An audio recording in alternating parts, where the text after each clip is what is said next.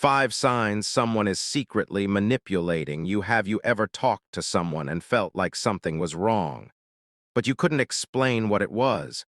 Maybe they made you feel guilty for things you didn't do. Maybe they changed the story whenever you confronted them. Or maybe you slowly started questioning your own decisions. Sometimes this isn't just a bad conversation. It can be a form of manipulation. And the scary part is that manipulation doesn't always look aggressive. Sometimes it looks like kindness. Sometimes it looks like concern. And sometimes it comes from someone you completely trust. Today, we're going to look at 5 possible signs of psychological manipulation. These signs don't automatically mean someone is manipulating you, but if you notice several of them happening repeatedly, it may be worth paying attention. Let's begin.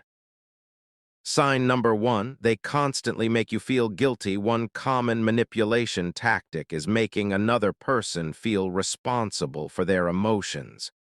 Imagine you tell someone that you need some time for yourself. Instead of respecting your decision, they say, "Wow, I guess you don't care about me anymore." Suddenly, you're no longer thinking about what you wanted. You're thinking about how to make them happy. This can create a cycle. You set a normal boundary. They make you feel guilty. You give in. And eventually, you become afraid to say no. Healthy relationships allow people to have boundaries. You should be able to disagree, say no, or ask for space without constantly being punished with guilt. So here's the question. Are you making a decision because you genuinely want to, or because you're afraid of making someone feel bad? Sign number 2, they change the story. Another warning sign is when someone repeatedly changes what happened during an argument. You clearly remember what was said. But when you bring it up later, their version suddenly sounds completely different. They might say, "That's not what happened. You misunderstood me. You're remembering it wrong." One disagreement doesn't automatically mean manipulation. People can genuinely remember situations differently. The important part is the pattern. If someone repeatedly denies things they previously said or did, especially when you have clear evidence, it can make you start doubting your own memory and judgment. And that's where the situation becomes unhealthy. Instead of solving the original problem, you end up defending your own perception of reality. Sign number 3, they use your weaknesses against you. Think about the personal things you've told someone because you trusted them. Your fears, your insecurities, your mistakes, your private experiences. A healthy person treats that information with respect. But a manipulative person may use those vulnerabilities during arguments or disagreements. For example, you tell someone that you're afraid of disappointing people. Later, whenever you disagree with them, they use that fear to pressure you. They know exactly what will make you uncomfortable, and they use that information to get the reaction they want. That's why trust matters. Being vulnerable with someone should not become a weapon against you. If someone repeatedly uses your personal weaknesses to control your decisions, that's a serious warning sign.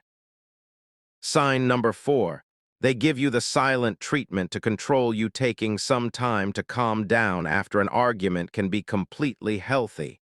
Everyone needs space sometimes. But there's a difference between taking space and deliberately using silence as punishment. Imagine you disagree with someone. Instead of talking about the problem, they suddenly stop responding. They ignore your messages. They refuse to explain what's wrong. And they wait until you apologize, even when you don't believe you did anything wrong.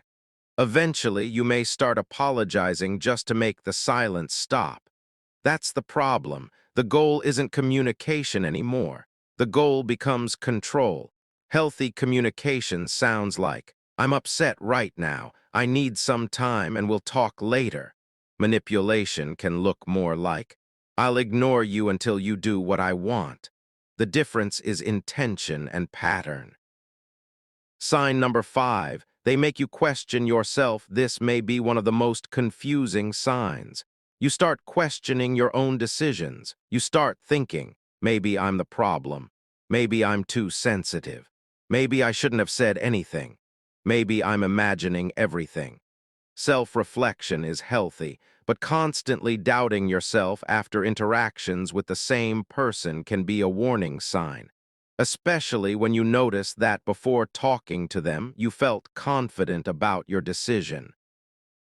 And afterward, you feel confused, guilty, or powerless. A healthy relationship should allow room for disagreement. You don't have to win every argument, and you don't have to be right.